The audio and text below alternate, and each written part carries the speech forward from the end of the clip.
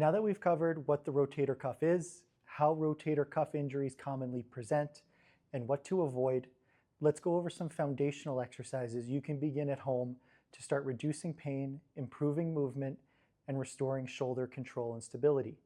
As always, I'm a licensed physical therapist, and these exercises are based both on clinical experience and current evidence. Before starting, consult your healthcare provider if you have any medical concerns. No exercise should increase your shoulder pain above a 3 out of 10 or cause sharp, worsening, or lingering symptoms afterward. If anything feels unclear, please refer back to your universal guide to safe exercise. And remember, if a movement aggravates your shoulder, pause that exercise and return to it later. Pain is feedback, not something to push through. Each exercise in this level can be performed once or twice daily as tolerated. You may complete them once in the morning and again in the evening, or space them out in a way that feels best for your body. These exercises can also be completed when you are actively feeling symptoms.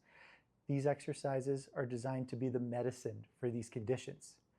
Before we jump in, I want to emphasize that I don't place strict timelines on levels. There is no set schedule that you must follow. Everyone's shoulder responds differently, especially with tendon-related conditions like rotator cuff injuries. Some people will move through level 1 quickly, while others may benefit from spending more time here. Both are completely normal. The goal is to not reach a specific week or deadline. Instead, focus on listening to your body, monitoring how your symptoms respond, and progressing safely and confidently. If level 1 exercises bring relief, you may continue performing them for as long as they remain helpful. When you're ready, we'll progress to more active, strengthening movements designed to improve shoulder stability, function, and long-term resilience. Let's first start by talking about isometrics. Isometrics are a great place to start when it comes to rotator cuff injuries.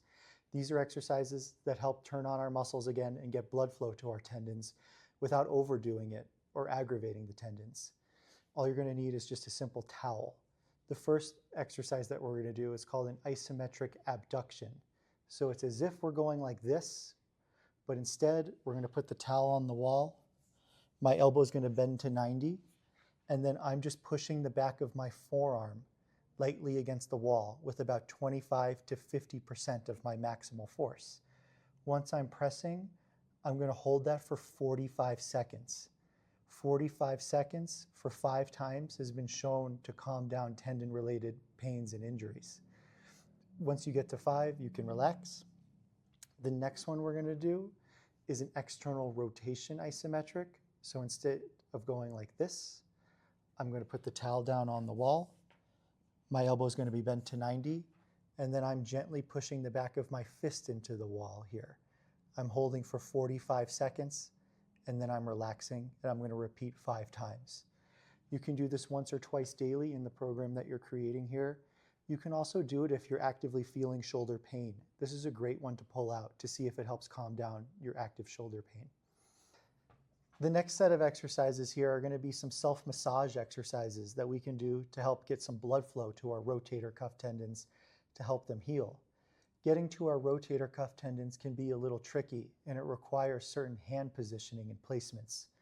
The first one we're going to do is a supraspinatus self-massage. To get to our supraspinatus, you have to hold your hip. Holding your hip brings the tendon to the surface of our skin. If you don't hold your hip, it stays hidden in there. So once you hold your hip, I'm going to put the ball on the wall, and then I'm going to do just a self-massage here on the front of my shoulder. You should be able to find the tender area or the spot. Once you find it, you can set a timer for 2 minutes and then just kind of gently work your shoulder here. You don't have to hurt yourself, you gauge the pressure. The next one we're going to be doing is the infraspinatus, which is the second most commonly injured rotator cuff muscle. To get to the infraspinatus, you're going to kind of do a self-hug and hold your opposite shoulder. Once you hold your opposite shoulder, the ball is going to come on the wall, and you're kind of working that side of that shoulder. That's where that tendon is going to lie. Once you find it, you're going to do the same thing. Set a timer for 2 minutes, and just gently work that infraspinatus. You can repeat this 1 to 2 times a day in the program that you're creating here. And you can also do it as necessary if you're feeling active symptoms. Let's do some cane exercises to help work on our shoulder mobility. Here I have an exercise cane. At home you can use really anything that simulates this. The first one we're going to do is just working out to the side. So I'm going to have my thumb up always, and then I'm using my right arm to guide my left one up. 1, 2, 3, 4, 5, and back down. Pushing up, 1, 2, 3, 4, 5, and back down. This is a great one for those with known supraspinatus injuries or impingement. The next one is I'm going to be lying on my back. I have a rolled up towel here. I'm shooting for about 45 degrees here, and my elbow will be bent to 90. I'm going to take the cane, and then I'm going to guide it straight backwards. 1, 2, 3, 4, 5, and back up. 1, 2, 3, 4, 5, and back up. A really common mistake with this one is to push it out this way. This will feel more comfortable because you're working out your elbow, not your shoulder. So I want to make sure to angle it back and then come back this way. 1, 2, 3, 4, 5, and then back up. You're going to do 20 repetitions each way, and you're going to repeat that 1 to 2 times a day in the program that you're creating here. Let's go over a crossed arm stretch. This is a great exercise if you know that you have shoulder impingement. It's very simple. Let's pretend my left shoulder is the injured shoulder. All I'm doing is kind of crossing over and using my right hand to pull across.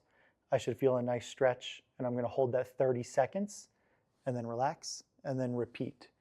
I'm going to do 30 seconds and for 3 bouts of it. It's very important when we do stretching that you hold it for at least 30 seconds. A lot of the research shows that if you hold it for under 30 seconds, you don't actually get a stretching of the muscle.